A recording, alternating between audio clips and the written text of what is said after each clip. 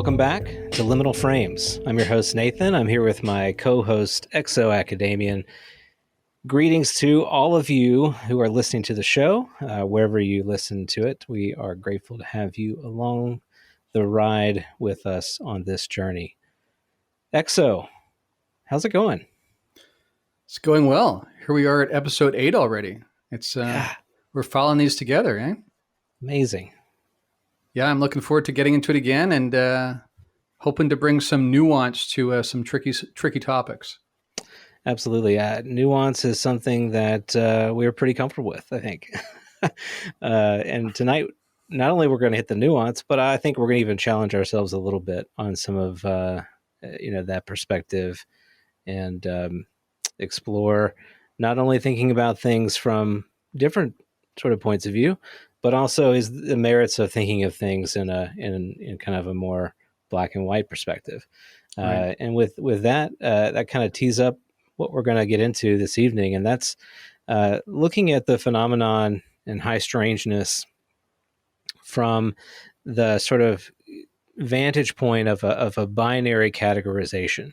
And so what do we mean by that? We mean that oftentimes when you hear about sort of examples of phenomenal experience, you hear people explain them or reference them in these very binary categories. This was a bad experience. This was a good experience. This was something akin to an angel or something like a demon. Specific examples I can think of, thinking about abductions, we tend to think of abductions as a violation of our agency and our privacy. So they're bad. We hear of stories of, kind of miraculous healings from disease or some other impairment, and those are good. We hear stories of different entities, people who encounter sort of beings of light, and a lot of vantage or reference points in Western thought. Beings of light are equated with angels. We hear stories of shadow beings, or kind of diminutive, shady, gray kinds of beings. Those are equated with demons. And there are a lot of other sort of different ways that people kind of look at this and sort of break down experiences into these chunks, these easy sort of groupings. And so what we want to do tonight is really challenge that, explore, not only why we might do that, why we have kind of an instinct to kind of group experience into these buckets, but also, kind of walk through ways in which we may kind of better examine our own thought process, kind of how we come to those conclusions and how we might find a better kind of more broader perspective on experiences that we may have had or experiences that we hear about. So Exo, when you think about this topic, this kind of binary categorization, I feel like there's a long history of this, kind of in the literature and certainly within pockets and communities and who've been studying this for some time. Does it frustrate you that we're kind of still, going quickly to these categories? How do you look at this breakdown when you look over the past? Yeah, good question. Definitely for me, I resist the tendency to say, look at this on the face of it, it's obviously bad, or vice versa. Look at this on the face of it, it's obviously good. I think that we have people who have experiences that some are good, some are bad, some begin being perceived as bad, right? We really need to make that distinction between the perception, the interpretation of the event versus the event itself and the elements of the event. And as much as possible, what I always try to do is actually analyze the elements themselves before you get to interpretation, because that comes in so much. I think that'll come up tonight, time and time again. The distinction between an interpretation of an event versus the elements of the event itself. Even when we reach back to, religious history and fairy lore and all these different kinds of traditions, same thing. I think it's important to actually try to, as much as possible, end up with clean data, the actual elements themselves. parsed out from the interpretation of it, and then actually see how much overlap there is. And then, one of the things that's fascinating is even people who, begin with a negative interpretation or perception of an event later to come to see it quite differently. Some people think that that's, almost like an example of Stockholm syndrome, where people are actually aligning with their captors because it gives them some sort of false sense of agency. But I don't think it's quite that simple either. So I resist these really binary and concretized kind of perceptions or interpretations. And I think too, we have to be very careful to not, bring in our human conceptions like, human rights, individual rights, even as it may be defined in the American Constitution or something, and assume that these aliens should have read those pamphlets and know better. We are dealing with different intelligences.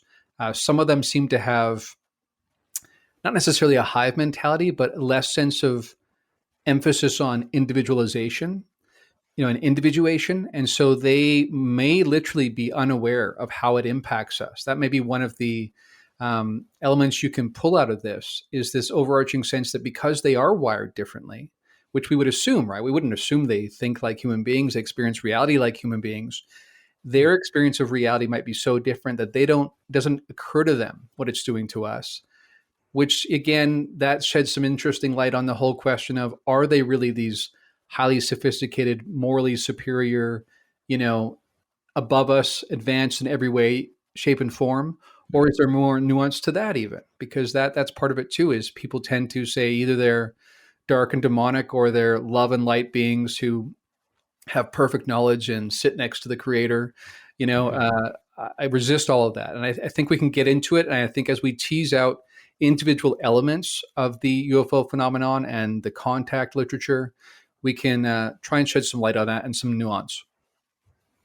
Definitely. Well, one thing that I've noticed about the individuals that tend to side heavily on one perspective over the other is that there's so much more power in being able to take that position.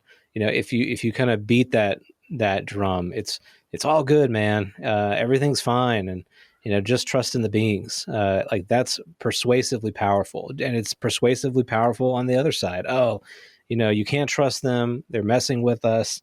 There's no good that's going to come out of it. These are very convenient, neatly packaged takes on what's going on. And I think, what frustrates me sometimes, because this is just the way that I'm wired, I know this is the way that you're wired, being a person that tries to look at it from a kind of a broader, more blended perspective, it almost feels like that voice is seldom heard in the conversation. And I want to think about at least the ways in which there's almost like a political dynamic to this component, this binary thinking. That there's a force of will applied to sort of coming at this and presenting this, very with almost like a bully pulpit. Like it is this. Ignore everything else. Don't think about it in any complex way. It's this and it's not that. That's definitely a component of this and a tendency that we have, I think, as human beings, to gravitate to those easy answers. Excellent point. And I think that we, part of something we really, really encourage on this show is trying to cultivate self-awareness and what that means in this case is to try and become cognizant of the factors within yourself that may make you lean one way rather than another. Because when two people look at the same data and come to different conclusions, sometimes, polar opposite conclusions, the only, variable that hasn't been taken into consideration is yourself, right?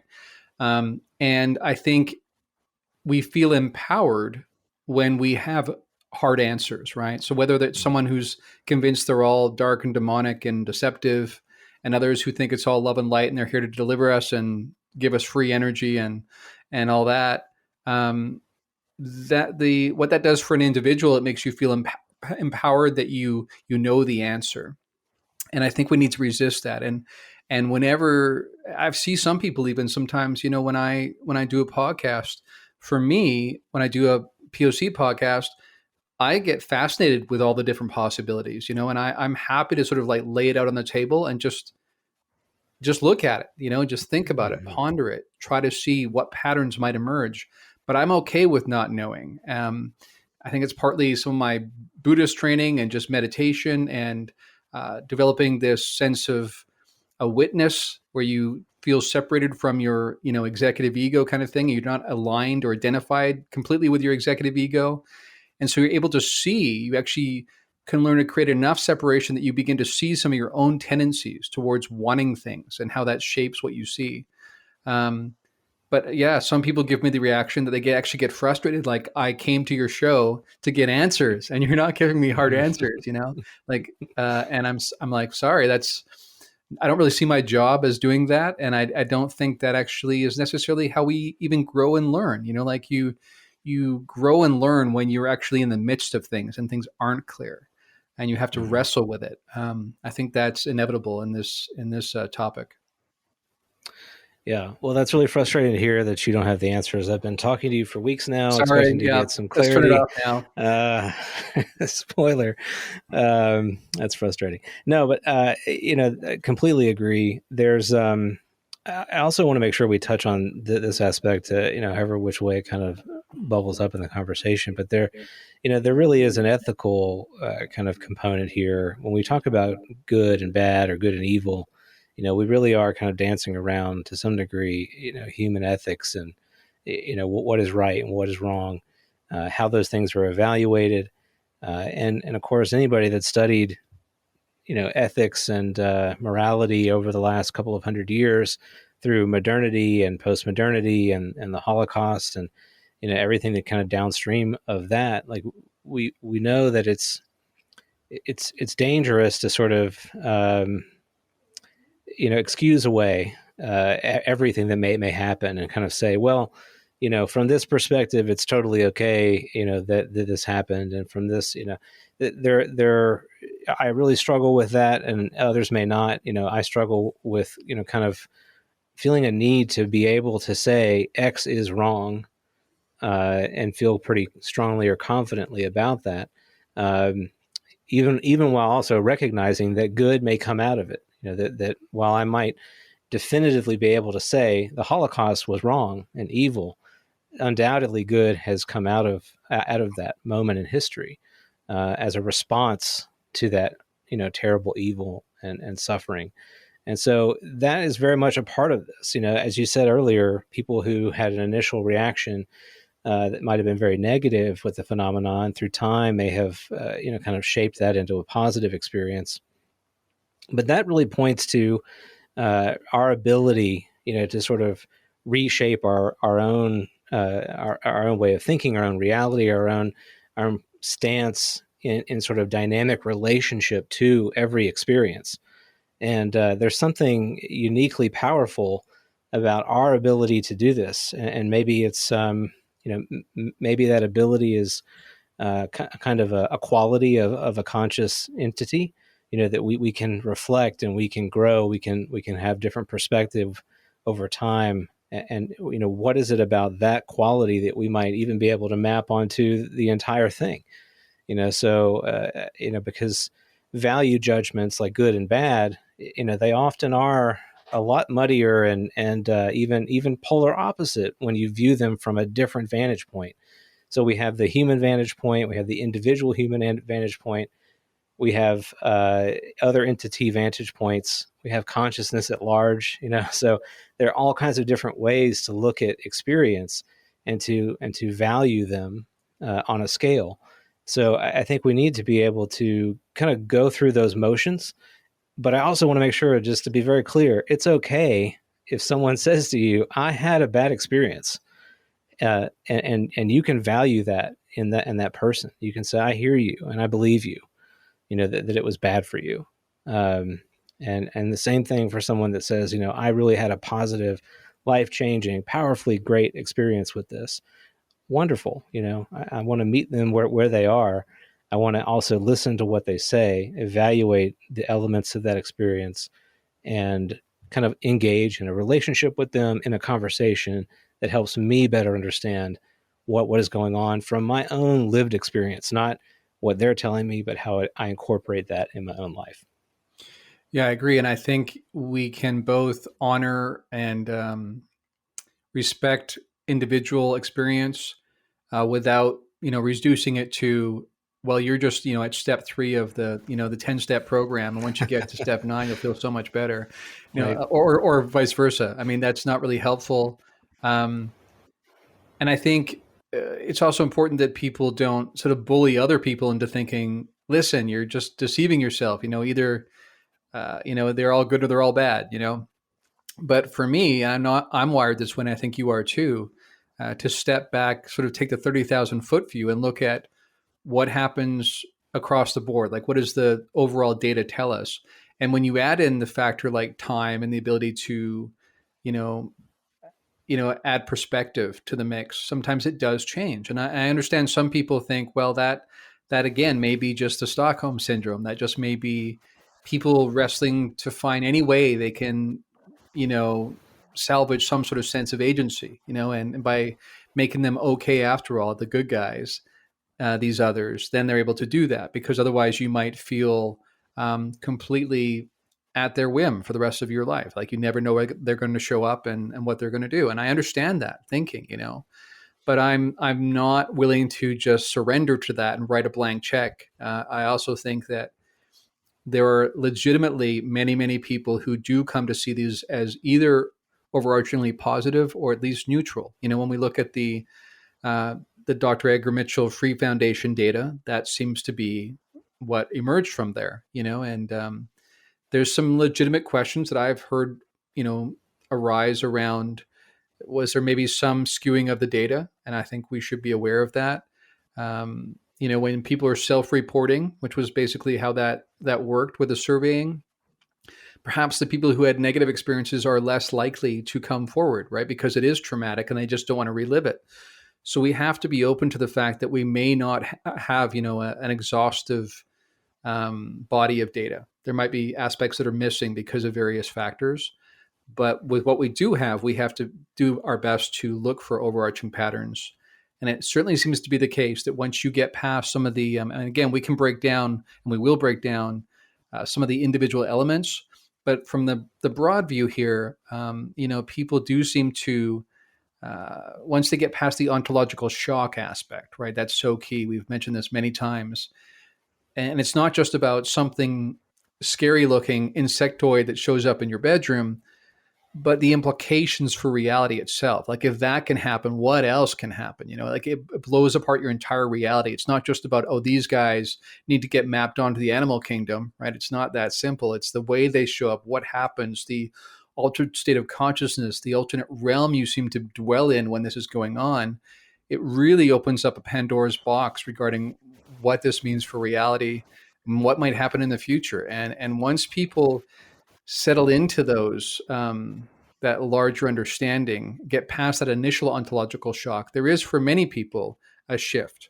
But absolutely, there are still some people who, even after years, decades, and plenty of perspective and time to think back on it, still see it as negative. So we do have both going on. Mm-hmm. Well, I think about, we've talked about these things quite a bit, but there are kind of two overarching frameworks by which we kind of approach experience, phenomenal experience in particular. We have people that are situated in a religious sort of context, deeply steeped in a religious tradition. From a Western religious tradition, the binary kind of breakdown there is that any kind of being which would evoke a positive experience, we typically lump that into something that is angelic, that is on the side of humanity, on the side of God, an emissary of the divine, and therefore they are benevolent, or we think more positively about those entities. And particularly, we're also kind of dealing with the centuries of kind of angelic literature baggage that comes into play here too. With the choirs of angels and the white wings and the white robes, and everything feels very sort of love and light, and that's very much a part of that tradition. And then on the other side of it, you have the negative experiences, beings that are harming you or kidnapping you or tricking you. The trickster is a huge component in the literature, and we equate those beings with demons. They are subverting the sort of desires and plans of the divine. They are not on humanity's side. They are trying to dupe us into making some kind of bargain with the anti-god, with the devil, with Satan. And we'll go along with that. We'll trade for something. Maybe we'll get some powers from them, and it may seem like we got a good deal, but we've given up our souls. So that the soul component is a part of this story as well. So there's kind of that religious framework that a lot of people bring to this, to the stories in the literature. And I don't know if you find this, but I'm actually kind of surprised the amount of people who bring that religious perspective to the UFO phenomenon. Is that something that is, kind of surprised you as well? Or, the longer you've been in it, is that just kind of something that you think people, like, is religion like a gateway drug to ufology? Like, how do they land there? Right. I mean, so many things to say on this topic. So I think what we're partly pointing at here is sort of some unconscious presuppositions that people bring, right? So, you probably heard this analogy of if you're thinking about buying like a red Toyota, suddenly you see them everywhere, right? In the same way, I think if you are raised in a certain ontological framework about the nature of reality and how it's structured and what kind of beings are involved, then it's very easy to slip into seeing them everywhere, and so when you really have it drummed into you from a young age that the only beings outside of human beings and animals are demons and angels, then when you see things or you hear stories about people having experiences, and like you said, there's even some sort of folklore that's built up around angels being these kind of nice, fluffy, white with wings, smiling, Aryan looking, kind of humanoid beings, when actually in the biblical literature, it's like, don't be afraid. Don't be afraid, like constantly. And you have to ask yourself, if they look so white and fluffy and full of wings and smiling at you with their blonde hair, why are people told to not be afraid? Right. And the truth is because the depiction is probably more like something that's really awe-inspiring and kind of horrifying at first because of, again, ontological shock. Well, that's what you could draw from that, is actually people are experiencing ontological shock, and therefore they're being told, don't be afraid, even with so-called angelic visitations, right? So there you have a situation where, regardless of what the actual biblical texts say, over time, this mythology gets built up around what angels must look like that are not actually accurate depictions of what we actually see in the Bible, or even something like, the historical figure of Jesus, a Middle Eastern man looks nothing like the sort of Nordic, smiling, blonde-haired Aryan Jesus we see, in North America so Right. often in the depictions. So we really have to like try to break out all of that, parse out all of that. And so many people are not doing that. So many people, like we were sort of taught in academic circles to do that, right? To be aware of all those elements. Um, you know, for me, from my biblical studies background, we absolutely were taught to look at a scriptural passage and primarily, first and foremost, hear it, read it, see it as the original hearers would have heard it, because they were the audience. And we have this kind of anachronistic tendency to say, wow, what is that saying to me in 2022? When really you have to think this was written like thousands of years ago to a very different culture. Not only do we have like the distance of language translation several times over sometimes, but on top of that, the cultural distance is much more pronounced, so, to the point where, as an example, I like to use, in modern sort of slang, we say, break a leg. We mean it kind of like good luck, right? But you Mm-hmm. imagine people 2,000 years from now coming across this dialogue between, Nathan and Exo. And at one point, Nathan says to Exo, break a leg. And so they think, in the past, they used to, actually snap limbs as a way to bring about, those silly primitive people broke their limbs as a way to like bring about, positive, experiences in life, when we don't mean it that way at all. Right. And that's just even, just with English. And so we really have to parse this out. And that's my biggest sort of frustration, is when people have really strong views and they're not doing any of that. They're not at all sort of considering how much are they like overlaying on top of the original scripture. Even something like, the figure of Satan, when you study in the original languages, like we've had some chance to do, you see actually an evolution of this satanic figure, first being sort of part of the council of the Godhead, and then over time becoming kind of like this individualized personification of evil, which to me says more about the evolution of human consciousness and our tendency to want to project things again in a binary way, right? Black or Mm-hmm. white. So not only have we done that with our religious tradition, but we also tend to map that on to these others, especially when they're doing things, because after all, they're not human. It's not surprising they're doing things that shock us, surprise us, feel uncannily strange, but we then map them onto categories that feel familiar and comfortable to us, and I think prematurely. Yeah, and that's to come back to valuing that perspective. We have a powerful ability when we initially meet someone to categorize them as friend or foe. Is this person going to be okay for me to interact with or not okay? Now, the reality is that is a snap judgment. And that snap judgment is helpful. It has some evolutionary advantages that we can do that. But through relationship is where that snap judgment dissolves.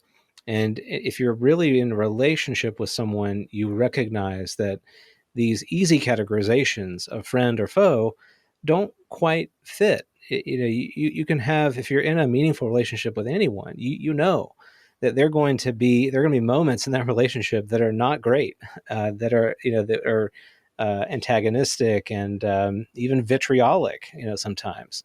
But then there are going to be moments that are, deeply meaningful and valuable, and you would still call them your lifelong friend or your partner or whatever. This is sort of that sort of encouragement, I would say, to go deeper in relating, not just with those who are around you, but relating with the topic itself. So we can have a very sort of tertiary and a quick snap judgment view of the phenomenon. And just as that is useful in the moment, for our own sort of sense of self-preservation, it's less useful over time as we interact with it and seek it and engage with it. And I think that says a lot about not only who we are, but really more broadly about what experience is like, period. So there's a value, we talk about kind of this binary value judgment, good and bad, but there's a value to experience itself that transcends those easy categorizations. And that's a quality, at least I think, and I think we're probably aligned here, that's a quality of experience itself, of reality itself, that easy categorization is something that we just really kind of need to jettison. It's not that it's useless; it has its purpose, but when you go deeper on this, it kind of dissolves. Just it gets so permeable that it's not a useful sort of means of categorizing anything anymore. Yeah, absolutely agree. And I think it's a point we really want to, I think, hit home here, is that, like you pointed to there, from an evolutionary point of view, we end up in situations where we have to make snap judgments, sometimes to stay alive. When our ancestors encountered a growling animal in the bushes of the jungle, they have to make a snap judgment. Does that sound like something that's likely to eat me, or is that a friend? And so we've evolved to make these snap judgments, right? But I think by that very token, we therefore we're now in a situation where we're not necessarily having to make those snap judgments for survival reasons, and yet, and this has been kind of proven too, is that we now have adrenaline shooting through our bodies because of anxiety and things like that. And rather than it being a shot of adrenaline that lets you outrun that lion, for our ancestors, instead it becomes, I'm worried about what's happening at work or whatever, or the way that this person looked at me. And so this adrenaline just keeps cycling in your body. And so the adrenaline in a short burst actually helps you run fast, right? But if it just keeps cycling in your body, it's actually detrimental and toxic to your body and will break down your internal organs eventually. That's an example where our evolutionary biology can work against us, and so we are now having to consciously choose to sort of evolve past that. And in this topic and many others, it actually takes discipline. You're actually swimming upstream initially to resist jumping to quick conclusions and snap judgments, and to really try to let yourself parse out the elements from, and again, distinguish that from an interpretation. But what we're encouraging in all the topics we discuss is that kind of degree of nuance. And again, that self-awareness to know when is your history bringing elements to the table that are not there beforehand. I think that's essential. And like you said, it's not helpful to do that. And it's funny when we sometimes do think back to, like you said, friends, loved ones, that initially sometimes we might have had a completely wrong impression of something. Then over time, you're like, oh, actually, when that person does this, that's just this funny idiosyncrasy they have. They don't mean anything by it, right? When initially we were like, oh, wow, what's that guy trying to say, And on that by that same token, it's the people who sometimes have repeated encounters with these others that do develop a kind of relational experience with them, right? And they begin to feel more like an equal. That's part of it as well. And I also would add, I think we should always remember here that to try and look at it from their perspective too. Part of the literature, right, is that we can tend to act like spooked animals, right? Like we're the raccoon that's cornered, right? And we're going to like lash out. So there has been some suggestion that in some people's cases, the others over time grow to trust us more and then treat us more like what we experience as being equals, because we don't, they trust that we're not going to respond like frightened animals. It's a complex tapestry. Again, when you've got very different biologies, it's already so much to like even trying to communicate with someone from a different cultural background within human civilization. When you add in completely different biology, experience of space, time might be completely different. If Nathan showed up at Exo's house and said, hey, Exo, I'm here again at the end of your bed in the middle of the night, I might be like, Nathan, I'd rather you not do that. Can you call, text me, whatever.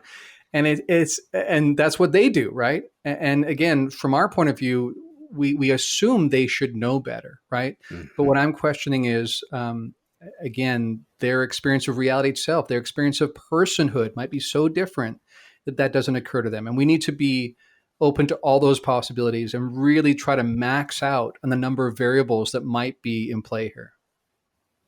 Absolutely. And, less people think that we are, kind of beating up on those that may come at this from a, religious perspective. Do not fear, because we are also going to come at those who don't consider themselves religious and look at the phenomenon from a scientific perspective and look at, that worldview and how it examines particular aspects of the phenomenon throughout the literature, and how that perspective, that kind of more scientific vantage point, does just the same thing that those who in the religious sort of worldview tend to do, and binary, easy categorization. Some, examples that come to mind. The one that's I think probably, I always kind of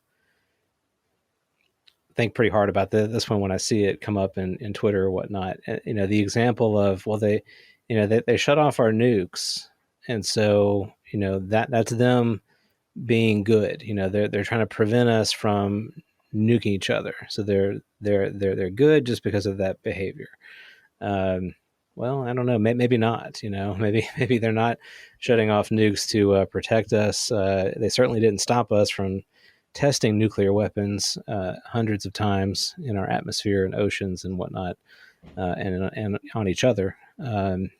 Other examples are stories of healing. I had this encounter with this being and I was completely healed, and therefore this being is good. It has my best interest at heart. This relationship I had with this being, helped me to see myself as an eternal, being of my own. I'm going on this cosmic journey, and okay, so that's also good. There are lots of different examples here, that we can look at. On the bad side, we've heard about stories of implantation. They put a little device in me, so that must be really bad. We all know from our own experiments we do with tracking animals and whatnot, and implantation isn't us trying to be malicious towards that, sort of animal out on the savannah. We're just trying to keep up with it and make sure that it's healthy, and we're studying its migratory patterns, all those kinds of different things. So there are lots of examples here where we can take this, sort of almost like you can think about like in a laboratory, like this happened to me, and because it didn't hurt me, then it was good. Because it helped me, it was good. But in this case, it hurt me, it burned me, or it hurt someone else that I know, so it was bad. There's no religious baggage to this sort of judgment whatsoever, but it jumps to the same kinds of easy conclusions. And we can look throughout the literature and say, well, I'm doing a big scale here, and the good sort of outcomes in the literature far outweigh the bad, so it's good. The big takeaway here is it's good. Don't worry, everybody. The bad stuff is like minor and probably accidental. It's mostly fine. So I don't know what you think about that. From that perspective. So it's interesting the way you phrase that there, because again, when we try to get people to think about the unspoken assumptions, one of the assumptions in that argument you just presented was that it's all one actor, right? So Right. You're weighing the good and the bad and saying, all in all comes out more in the positive. But what if there's like 3 or 4 or 47 or 7,000 actors, and not only in terms of like, we know within human populations that it's silly to say humans are good or bad, right? Or to make this sort of like moral scale and put humans at a 50. It really depends on the person and their level of development, all sorts of things, right? It's interesting how what I would suggest to people is actually practice, regardless of what interpretation you lean towards, practice doing the opposite. Like practice, playing devil's advocate, and try to convince yourself of the alternate perspective and see how far you get there. So, for instance, with the nukes situation you talked about, right? So, for people who are not familiar, there's lots and lots of evidence. It's amazing to us, I think, who know these things, that it's not headline news. If China was sending, or Russia was sending across their jets and circling our nuclear installations and turning off nuclear silos, you can guarantee it would be headline news. For some reason, when it's a UFO, partly, of course, it's partly because it's been suppressed, but for the people who've really done the work, it's very, very clear. So they show up, they are seen nearby, and the next thing you know, these nuclear weapons are taken offline. So that if in that moment the adversary were to launch nuclear weapons, we could not return fire, basically, is the way it works. And it's such a complex combination of ways they manipulate our technology to make that happen that we don't even know how it happens. It's not like we say, oh yeah, if you switch off, the red button and line 1, 2, 3, that's going to bring everything down. In other words, the way they are manipulating our technology surprises us, even though it's our technology. But that, I would say, is an ambiguous event in many ways. You could say that when someone makes the argument, oh, that's them trying to send us a coded message that nuclear weapons are really dangerous, you should get off this train right before you crash.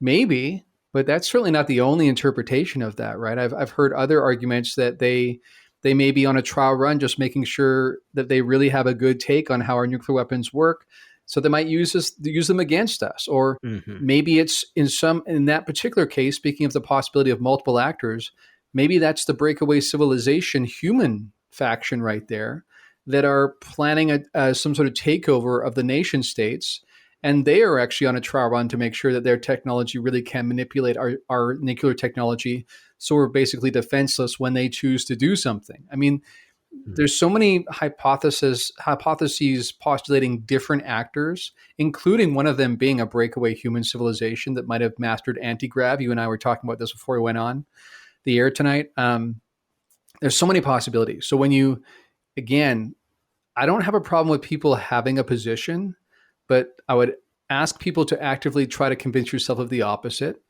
and at least be aware, practice self-awareness around what assumptions you're bringing to the table. Again, I know that I've many, many times tended towards this notion that they seem to be trying to warn us about nuclear weapons. We think about the whole, the mid to late 40s, and they were showing up right at the time when we were beginning to, detonate atomic bombs and testing. You can easily make the argument, right, that that's some sort of, whoa, what are you doing, humans? Like, you're messing with stuff that's really dangerous, and we have no choice but to show up now. But you could make the argument, okay, if that is what they're doing, could they not be clearer? Like, why a coded message? And if it's a coded message, is it even working? Like, are we seeing any evidence that the superpowers are convinced by these strange coded messages about fake crashes of craft in the desert that are actually meant to be coded messages saying, get off that train? Doesn't seem to be working, if that was the case. So that's the kind of thing I do. I actually willfully practice being on both sides of the fence. And then when I do that, I think I have to be honest with myself and say, it's ambiguous at the end of the day. And again, to be okay with not knowing. If the data is really not strongly, compellingly pointing in one direction over the other, then I say we just stay neutral. Mm-hmm. I resonate with that a lot. I also kind of wonder, if experience ramps up, as it seemingly might be, it strikes me that there will be more opportunities for sort of new interaction with whatever this is. And it's one thing to I think very comfortably discuss it and kind of evaluate things from different perspectives, but in the moment of a new experience, it seems like it would be pretty easy. Instinct will kick in. This is something that I'm going to, be okay with or run from, or what have you. And so, what I would hope, I suppose, is that a couple of things. One, that if experiences increase, that those experiences involve more than just one individual. That if there is a group of individuals having an experience together, that improves our chances probably of reaching a more kind of nuanced interaction. But also if that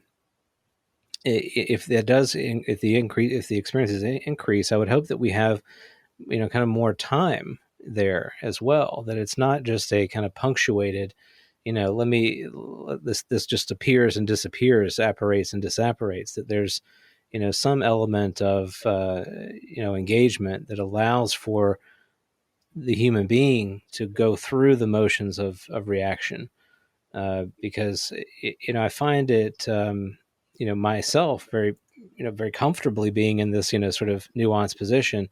I also kind of have to admit that if not being experiencer, if I was suddenly one, I don't know how I would react in the moment. So it's almost as if there's like a stages to this, that the process itself is incredibly valuable, but it's important, I think, before a moment like that occurs, to go through this exercise. So if you haven't had an experience like myself, it's good to go through this thought exercise. It's good to examine, kind of what you might jump to as a ready, easy conclusion, and then push yourself to go past that.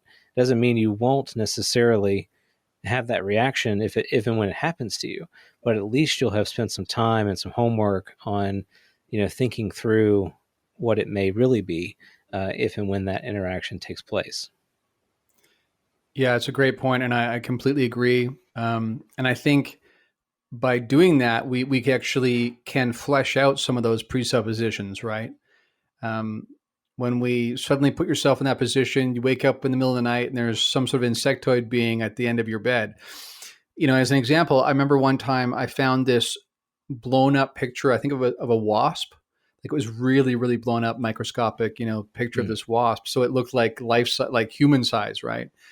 And so I posted it, I remember, to Twitter a couple of years ago and said, so picture yourself, you wake up, it's 3 a.m., this thing's like sitting at the end of the bed.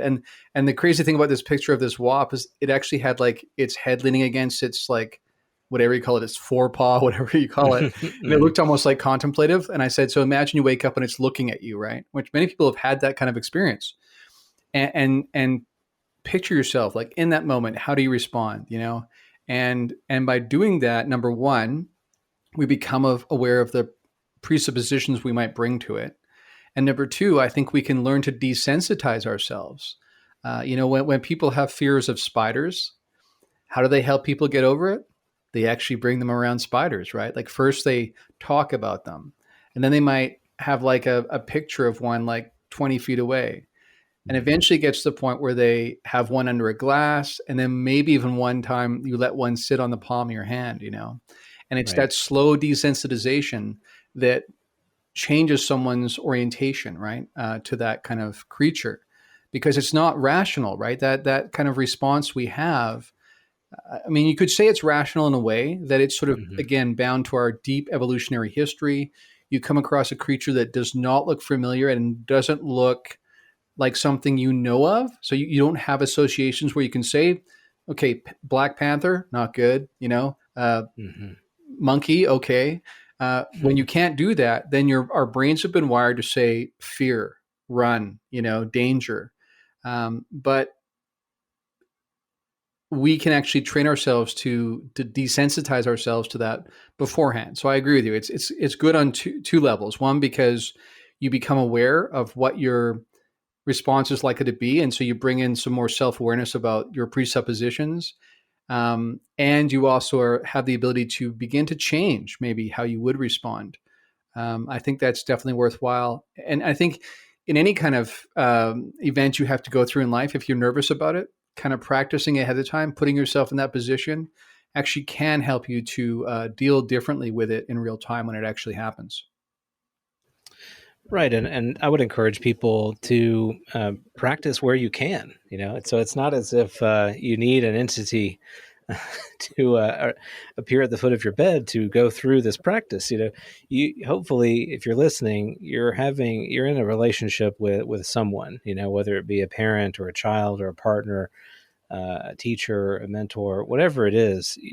Human beings are generally in community.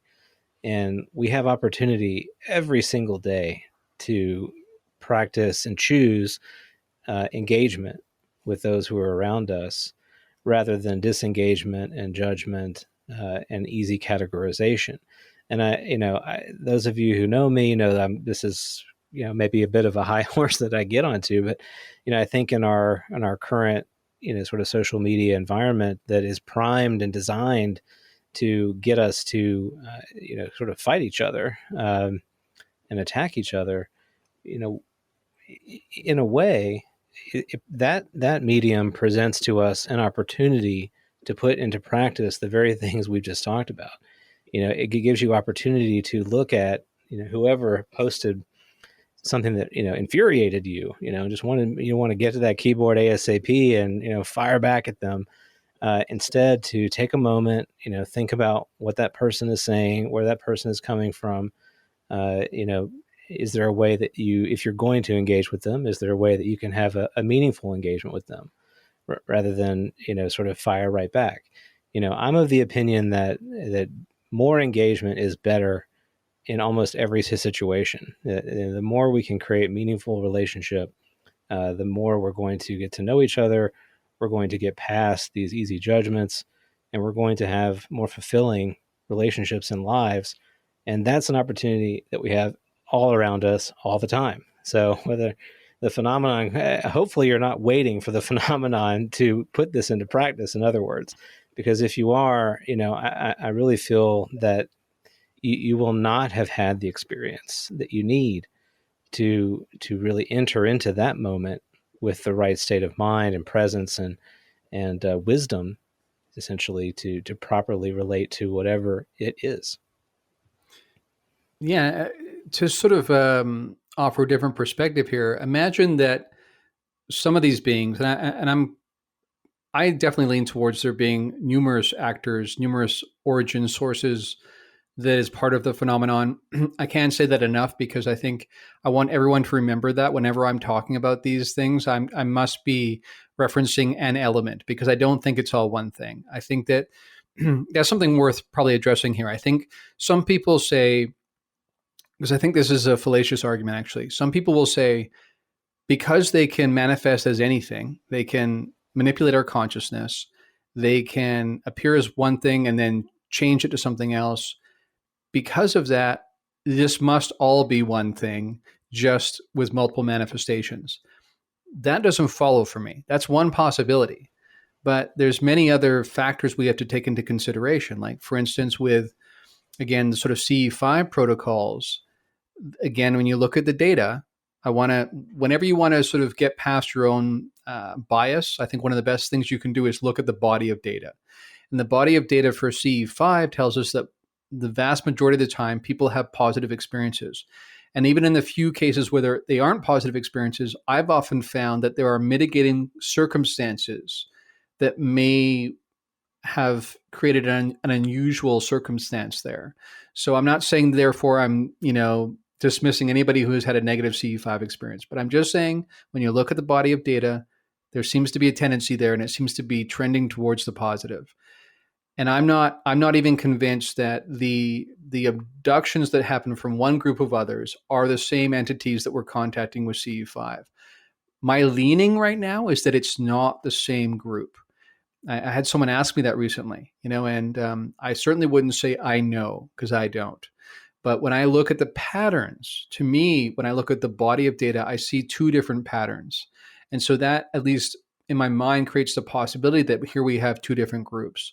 And so when people ask me, "Well, do you trust the phenomenon, man?" I'm like, well, that's a complex question. And even the way that you ask that makes it sound like it's one thing. And then people are like, okay, well, see you later. Like, they don't really want to, have a long conversation and parse out all this nuance. But that's what we're trying to do on this show. And on top of that, that I've been doing a lot of work around the mentation processes we bring to this, that who we are, our energetic signature, if you will, how much anxiety, fear, or positivity and love we bring to the situation, how much that seems to prime these experiences, especially in kind of like an astral, subtle reality kind of frame, which is what many of these seems to happen. Again, when we look at the free data we talked about before, the majority of people experienced these encounters in a kind of altered state of consciousness or an alternate realm. In other words, it didn't feel to them like their normal 3D waking world. So that sounds a lot like subtle reality. And in subtle reality, we know this from other kind of psychedelic trips and astral projection and meditation. We know from those sort of esoteric traditions that what you bring to the picture really often gets fed back to you. So there's that entire aspect too, that we can't take ourselves out of the picture as one of the variables, right? So again, I think people might listen to us here and think, wow, these guys are going all over the place. We're just trying to say there are many, many factors, and to be cognizant of that. Like whenever you do a scientific experiment, one of the assumptions is that you'll be able to identify all the variables that are factors in the outcome. And by controlling for all the other variables and you just leave one that's in play, you can make conclusions about what role that one plays about the behavior of nature, right? And that's how we develop technology and things and move forward. But if we're honest, we don't know what the variables are here. So it's very difficult to design experiments, and it's even more difficult to draw sharp conclusions when we don't even know if we're controlling for all of the correct variables, knowing that our consciousness itself seems to be one of them. Great points there. And the issue of control, I think, is incredibly salient because it seems to me that the ways in which we do talk about engaging with whatever this is, as you've pointed out so well, it could be so many different things. The subtext, in a way, is this need to control what that will be like. So we're good at in our search for understanding. In some ways, our search for understanding is driven by our need to control whatever it is it may be. So the better that I can categorize, the better that I can sort of model out interaction or behavior, that gives me a greater sense of peace and control. But there is this component that is absolutely present in literature that is lack of control.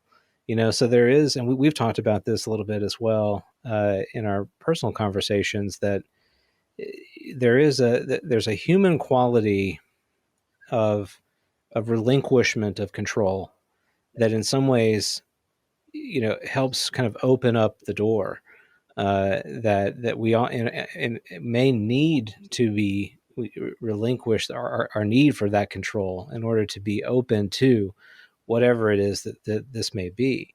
So I do think it's important that we carefully study and plan and think through the various facets of whatever this is, and approach it from a nuanced perspective, because I think that just arms us with more knowledge, preparedness, whatever it may be.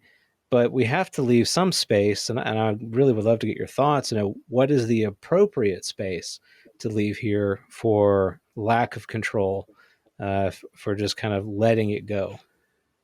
Yeah, I think one of the practices that I work with, and I would encourage others, is around proactively developing a larger sense of self. Because I think you could make the argument, again, amongst the ambiguity of the data, one of the arguments is that, I think Jacques Vallée made this argument, that they may be slowly leading us towards a new understanding of reality itself, that all of the absurdity and the strange elements that seem to be coming together here, that it's all meant to slowly but surely lead us down a path towards seeing reality differently. And only when we do can we then be ready for massive contact. And a huge part of that process is us beginning to see ourselves differently. So one of the things I'm very interested in is proactively working on taking the executive ego offline, basically, is the way I would describe it. Because when the executive ego is on charge, when it's sitting on the throne, it's all about me. I have a very defined, rigid understanding of what serves me versus what helps everybody else. And that's not helpful in reality in general. That's created a lot of the, trauma in the world and the conflict. When underlyingly, through various practices, meditation, even psychedelic journeys, there's even sometimes experience with the others, right? Near-death experiences, out-of-body experiences, lucid dreams, all these different modalities. One thing they have in common is often they help to break down that strong attachment to the executive ego, this strong attachment to defining ourselves as this one iteration in this body that, had these experiences and that's who I am, man. Don't try and change it. When we engage in these different modalities, what they all tend to do, part of the reason why people even come back from near-death experiences, out-of-body experiences, experiences with the others, psychedelic journeys, they come back valuing money differently, valuing wealth differently, being more caring towards other people. And it's not because they were exposed to some pamphlet about how to be a good human being in 2022. It's literally that their understanding of self has been broadened, that they have actually literally begun to experience themselves as the interconnectivity between all sentient life. And when you do that, even your sense of what it means to act in self-interest literally changes. You literally, out of self-interest, want the entire planet to benefit, not just even human civilization, but the entire planet itself, and then all sentient life. So we have this expanding, interest in life across the cosmos. And we, if you look back at human history, that's kind of the trajectory. As much as we can sometimes, in the moment, get caught up with how much conflict there is, the long trajectory is that we've had ever expanding circles of inclusion. And that means how we even define who we are, right? Our tribe gets larger and larger, but even who we are as individuals. And so I would encourage people to practice that as a general thing. I think it helps you get through life better. I think that you are able to handle difficulties that arise much more flexibly when you have that sort of absolute view of interconnectivity between all sentient life, consciousness itself, right, the bedrock, as opposed to what's happening to Nathan and his little life and right now where he's living. And in terms of preparing us for experiencing others that presumably are also part of that interconnected consciousness web, it helps us get there too. What I love about that is that it is something that you can practice, so that you can practice greater levels of association rather than disassociation. You can, and I often wonder, this ability that we have to do that tells us, doesn't it, something a little bit about what this all really is. So you and I have are given a very strong sense of self. In the culture that we've been born into, we're pretty good at the I part, the me part, the individual agency part. We're really not good in the West about, and I would say just generally too in the globe, about the we and the ways in which we intersect with each other. And it affects every aspect of our thinking. So if when I look out the window and I look at a tree, I just immediately think, hey, there's a tree. What I don't think about is that tree and the roots and the soil and the mycelial network it may be connected to, that is connected to other plants, other entities that live in the tree, that feed off of the tree. The tree is a part of my own enjoyment. Looking at it becomes a part of me in that way. So that these are layers and different modes in which I can experience that tree, both as an individuated thing, but as something that is interconnected to all of the things around me. And I would encourage our listeners and all of us to make this more a part of our practice, right? That this be something that we can do in our day-to-day lived experience. We can go on a walk, we can think about these things, we can evaluate the things that we see, hear, smell, taste from these various levels. And that exercise does, in my opinion, prime us to being more prepared for what this the kind of the base nature of reality actually is. And I say all that to say it's still okay to have individual experiences. It's still okay to have a strong sense of me. And we do need that. You're not going to be able to navigate the world that you find yourself in if you just think you're part of everything around you all the time. I can guarantee you're probably going to hurt yourself. So, there are ways that we need to sort of think about this and do it carefully, but that's not to say that it's an exercise that has tremendous value, both for our humanity, but also for our experience with whatever it is that is out there, whether it's a singular thing or multiplicity of things. This dynamic is going to come into that conversation and be part of whatever that new narrative relationship happens to be. So this entire exercise is incredibly important and very meaningful. And our ability to do this, to both disassociate and associate, this gives meaning to our own lives, but will also add meaning and value to our experience with the phenomena, whether it be a singular phenomena or multiplicity of phenomena. it's only going to provide a richer experience, and I think add add tremendous value to our own sense of self, but also our sense of where we are in the world, and who we are together in community, not just with our kind of fellow humans, but with whatever it is as well. Yeah, absolutely. And I think that, we sort of began by talking about presuppositions and biases that we bring. I mean, I'll be, honest and say that one of the presuppositions I bring is this sort of interconnected web of all sentient life, as part of this bedrock of consciousness, and that uh, notions like matter and energy, I think, are derivatives of consciousness. I think that's the root. And that's not because Exo likes that better. It's because I actually think that's what the data is telling us. So before I ever, had a kind of massive interest in the UFO phenomenon, where I became obsessive about it, I had a spiritual history. I had an interest in science and metaphysics.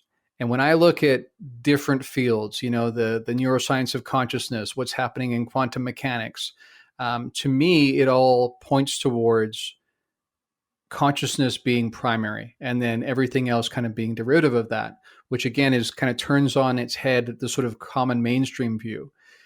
But because that's one of my presuppositions, and again, it's not just because I like the idea, I think there's lots of evidence pointing towards that. And in my own experience, when I've been able to practice shutting down my executive ego, I do actually enter into this modality where I sense this broader connection with everything else, to the point where my experience of time changes. I, in a moment, forget about the individual ego, and I'm actually, to use kind of a cliche, one with the universe. I literally have experienced that, and through a variety of different practices and means. And so it just makes sense to me that these others are part of that consciousness web too. And not only that, but again, there's lots of data suggesting that people have those experiences with them. That part of being with these others, some of them anyway, again, we don't assume it's one kind, actually changes the way people. That becomes one of the modalities by which people do experience themselves as being broader, deeper than they saw before. And even to the point where when people are sometimes returned after quote unquote abduction or a contact event, whatever you want to call it, whatever connotation you want to apply, they actually find that they go from a much broader, sometimes, understanding of not just who the others are, but who they themselves are, right? And to the point where when they come back into their body in their bed, they actually, in the same way that we come back from a psychedelic trip or a near-death experience or an out-of-body experience, you kind of get crushed back into a narrow frame where the executive ego comes back online, and you are this individual unit in a space-time linear dance. So that's, again, what's so interesting is that when we're with these others, many times we seem to have a different sense of self. And again, sometimes at first that's not true. Sometimes at first, again, speaking of presuppositions, for people who are very identified with their executive ego and their small self, it can feel even like death. That's actually the way some people have described it. Because if you are hugely identified with the executive ego and a small sense of self, meaning this is my story, I was born here, I was raised by these people, I'm part of this culture. If that's your only sense of self, then when you're exposed to this broader reality, and they seem to impose themselves and be able to come right into your consciousness, all your usual walls that we have, protecting your thoughts, all that's gone, right? People talk about being so exposed before these others. Some people see that as invasive and almost like, malicious, but it's may just be their natural modality. That's kind of even what some people, again, from part of the literature, have suggested they've been told by these others. So to me, that's fascinating that you have this parallel between near-death experiences, psychedelic journeys, out-of-body experiences, and an experience with the others. And that's why the Free Foundation coined this the contact modalities, right? That somehow these are all connected, and an inevitable implication tends to be that it changes your very sense of self. Yeah, it's an invitation to that, and that I think is really what what this may all be about, and you alluded to it earlier, that the history of interaction with this presence, really is an invitation to change. It has changed us. It is changing us. It will change us, and that gets to something we've talked about on the show, and that's change is part of living. That experience is full of change. Change is meaningful, valuable. Change in and of itself is almost of kind of a primal, essential quality. And I think that kind of taking that macroscopic view that we try to do, coming back to experience more broadly, there is there's a value to embracing the conclusions that each layer of experience maybe presents to us and to reality. So on one layer, the experience of a very visceral experience of something being very good or very bad. There's a value at that layer. There's a value to a layer that is above that says, well, it was good and bad. It was a little bit of both. Maybe on balance, it was more good. There's a value above that might say, none of those things matter at all. Whatever the lower value attributed to it, it's irrelevant. At this layer of experience, those things are insignificant. And all you can go kind of, you can think of this as a both in a reducing sort of perspective, but an expanding. And it's at some level of expansion, experience generally is all that there is. And sort of experience at its root nature is valuable. And I don't mean that in a good bad dichotomy at all. It's just that the exercise of experiencing is what is important. And presented with the phenomena, we land in that place that ultimately it is a changing of who we are, of all that there is, a broadening awareness of not only our individual journeys, but the journey of life, of conscious experience itself. So it's interesting to me that this topic, this binary, kind of on ramp, is, to me at least, it's that invitation. It's that sign that it's pointing us to go further. And so, I encourage everyone and myself just to, we have to push forward. We have to keep pushing beyond these, sort of quick judgments and think more broadly. And that may mean we kind of circle around it too. We may come back and say, after a few years, that bad thing actually was really great.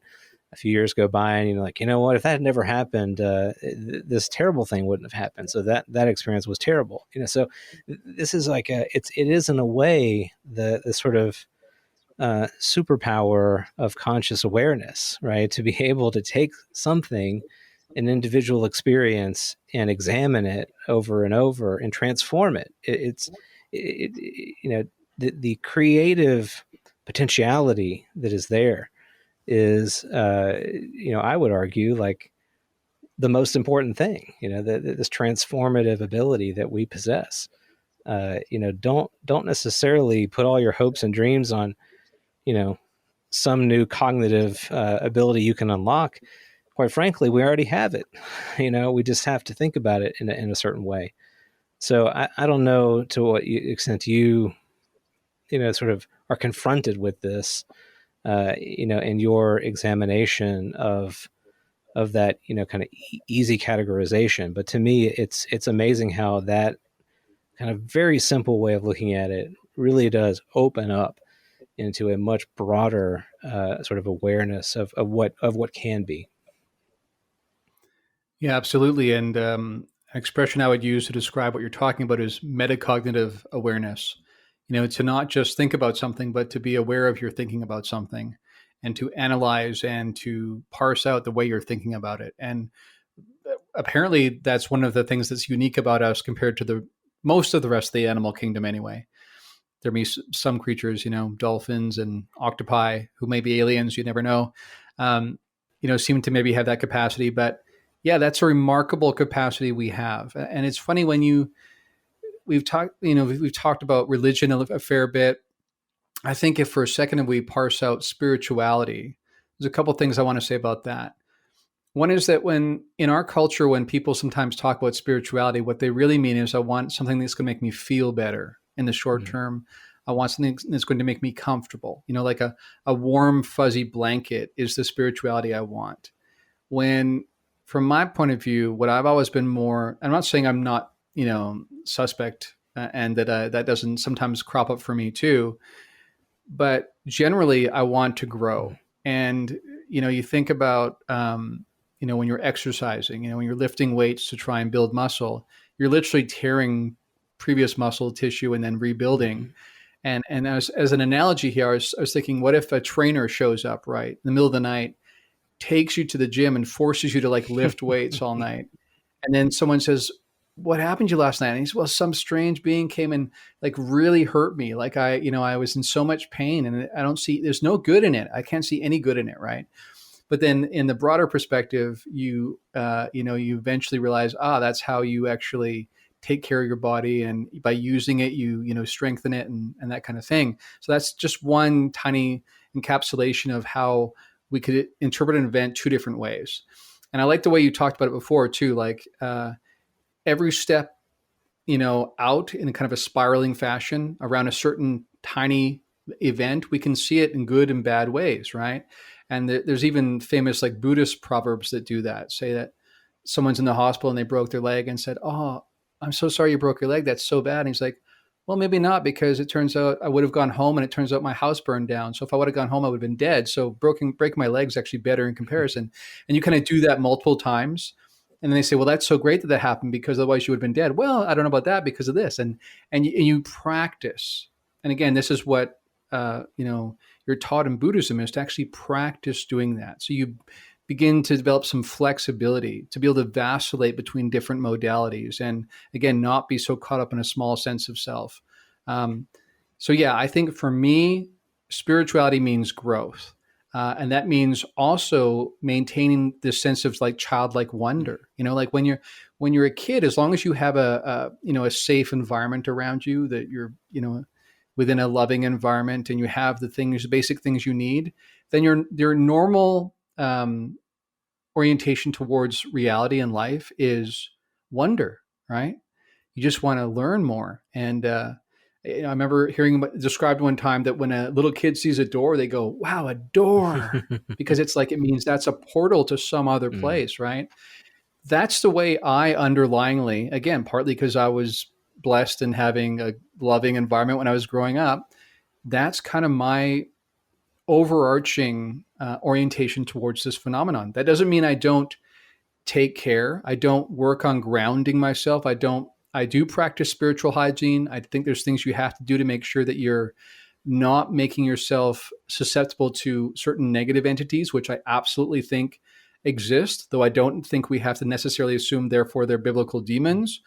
But negative entities do exist. But there are, again, speaking of practices we can use and incorporate, there are practices you can work on to help change what kind of experiences you have. So for me, I'm more led by the wonder part. So I actually, even in the future here, I'm going to have a chance to do some things where I can see what happens with the phenomenon. And I'm willing to go into it because I'm going to be doing my grounding work. I'm going to be practicing spiritual hygiene. I'm going to focus on the kinds of protocols that tend to, according to the data, produce positive results, and look to learn, right, from the experience. And that's one of my presuppositions that I bring to it. And it's that way about anything in life, that we can either be overwhelmed by something new, that even when you think about that, like as an individual, something new comes up. Is your initial reaction, nah, I just want what's safe and familiar,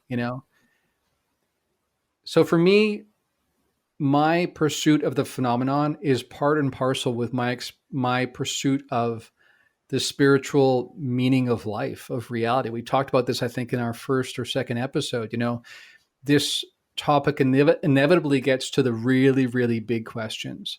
And speaking of spirituality, there are times when people are experiencing this phenomenon and they have this profound sense of spirituality. And maybe we could break that down by saying there's this overarching sense of profound ultimate meaning, that everything makes sense. It's valuable. We are valuable within this larger context, and that everything has an incredible sense of meaning. That's, I think, what people mean when they say it felt spiritual. It's as much visceral as it is intellectual, right? They can't necessarily say, well, because I was told ABC, but just everything about your consciousness is exposed to a level of reality where you see everything differently and everything in an interconnected web, and that it's moving in a purposeful direction. So I've had those experiences when I've been able to take my executive ego offline, sometimes by accident and sometimes through practice, meditation and whatnot. And because there's so much overlap with the UFO phenomenon and that experience, that's the way I'm going into. Again, practice safety, use spiritual hygiene, use common sense. Just like if you're going to go into the jungle, right? If you're going on an expedition into the Amazon, you don't just put on your khakis and sandals and go, right? You pack the right tools and materials to protect yourself. You bring a guide. You have first aid kit, whatever. In other words, don't avoid the adventure. Be prepared, but also don't skip out on life because you're just going to stick with what's comfortable. That's my orientation anyway. What do you think? I think, yeah, absolutely. And look for the helpers, so there will be, we can talk about preparedness. And I think that's really important. Do the things that you can do to prepare yourself for those new novel experiences, knowing that there very well could be an experience that you'll have that you were totally unprepared for, that will completely rock you to the foundation. In that moment, though, I look for help, so I don't sort of want to say, well, okay, that I did that and I'm done. I'm never going to do that again. I would kind of put some distance there and say, okay, wait, that wasn't great, but who do I know who's had something like that happen? How have they navigated that? Have they had it, more often than one time? And what advice do they give? And, so engage with others who could help you navigate that experience. You talked about this sense of wonder. I had a sort of colleague in seminary who had an infant at the time, and the way that he put this to me, at least at that moment, was so powerful. He said he took her outside, and it was the springtime, much like it is now, and there was a tree that was blooming in his front yard with these beautiful flowers. And she saw this tree, these flowers, and just, as if anyone has children will know that, they have these amazing expressive faces. So she lit up just in seeing this beautiful flower. And he said to her, the world of that flower was born in that moment. It arose in existence in that moment for her. So this is, if we think about it, our every experience can be like that. That we are constantly in the presence of new powerful moments that are born to us, that invite us into a deeper relationship with them. Some of those things, if it were a certain kind of tree, if you were to touch it, would sting you, would prick you, and you would bleed. Does that make the tree bad? No, but it does mean that maybe next time I need to sort of make sure I've got someone who knows plants and says, hey, don't go touching that one, or don't put that one in your mouth, or whatever it is. It's not bad. It's just you need to be careful around it. So, these are different ways in which we need to be thinking about our interactions with whatever this is, and also take care of yourself. So there are there are some moments where wherever you are in your own journey, it may be the best decision to say no. It may be okay and absolutely right to say, I'm not going to try this. I'm not going to pursue this right now, or maybe even ever. I think honor that perspective. That takes some self awareness. But like you said, it is good as well to try to find moments where we can be a little bit uncomfortable, because it is through those moments that growth opportunities present themselves.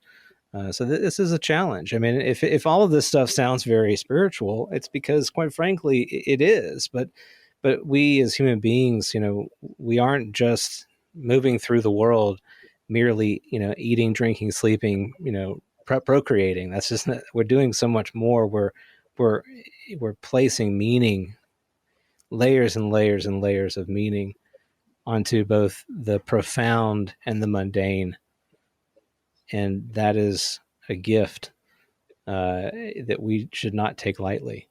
And I hope that that others who are on this journey with us are kind of echoing the importance of that, um, and looking for ways to sort of magnify it and encourage it in others who may be just coming to this topic for the first time.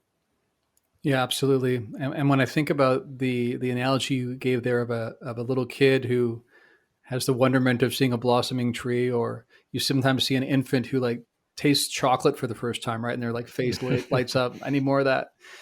Um, and yet, what happens is partly because sometimes life is difficult, right?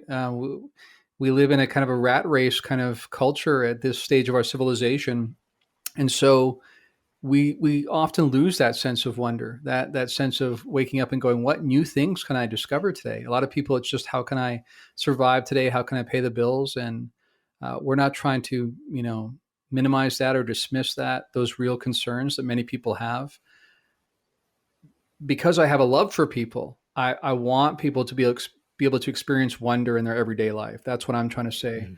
And yeah, I think that for me, it's all connected. And part of that means that in our spiritual pursuit of what is the ultimate meaning, why are we here? Where is it all going? Mm. I think the UFO phenomenon fits within that question. And that's my kind of perspective. And the same way that you use the analogy of, a tree that might prick you, or, another example is, poison ivy, right? It looks Mm. very much like any other kind of bush or leaf. And you brush up against that and you're going to be in pain for a week, right? Um, and this sort of brings to mind the whole analysis that people do of, is the UFO phenomenon a threat, right? Mm-hmm. And I prefer the term hazard, because sometimes there are, just by implication, there are aspects of it that can be hazardous. But even though threat doesn't imply intentionality, people often assume it does. And I think then it plays into our whole Hollywood notion of invading aliens and, attacking us. Um, when you're the same way that when you go into the forest, you want to know what poison ivy looks like so you don't brush up against it. In the same way, if you see a glowing UFO craft landing on your front lawn, knowing the history with radiation burns and whatnot, probably not a good idea to run up to it any more than it's a good idea to run up to poison ivy. So again, we're asking for a bit of both here. Practice common sense, Mm. be aware of what issues have arisen for different people in the past with experiences, but also don't defeat or crush that sense of wonder. We're all children internally, and I think Mm. we maintaining that sense of wonder is so important for reality. And yeah, I think we're just encouraging people to keep both those things in mind. And again, when it comes to all of these, for me personally, it's exciting to be able to, and maybe this is a bit weird about me, but to step back and be able to parse out all of the factors that play into my experience of something, my background, my presuppositions, my history, all of it, as well as the experience itself. And it teaches you about yourself. So this phenomenon, the experience of this phenomenon, can do as much for helping us to learn more about ourselves and therefore grow as we can learn about them. Mm. So well said. And we need to bring ourselves, our whole selves, to this. And we do talk about community quite a bit. you and I both privately and certainly in our conversations with the larger UFO community, if that's something that we really value, and I hear a lot of people say that they do, we need to be able to meet people where they are, bring ourselves, our whole selves to those interactions, to be open to different perspectives, not to take everything at face value, but to be a listener, to be a helper, because I firmly believe that we're only going to get a better understanding of this through the sharing of our own interactions, our understandings, our theories, that we need to be able to be comfortable to be in community with each other and push each other to trying to find out what this all means, and be challenged. So there will be moments where I would hope all of us are going to be confronted with something that challenges our presuppositions and our easy conclusions. And hopefully we have the tools and the wherewithal and the presence of mind to listen to that, to wrestle with that, and to grow from that interaction. Uh, that to me is a wonderful gift. It can feel like an assault, but it actually is a real opportunity for change, and I think that that's of ultimate value. So at that, we'll conclude episode 8 of Liminal Frames. It's great to have all of you listening along with us. We do very much enjoy interacting with folks that leave comments, and any suggestions that you might have for future topics, we're all ears for those as well. So at the close of the show, may the quality of our questions, shaped by a desire for understanding, enhance our journey of discovery. And may our travels broaden the sphere of our consciousness, reminding us that new discoveries beget new horizons. As always, adventure awaits. We'll see you next time on Liminal Frames.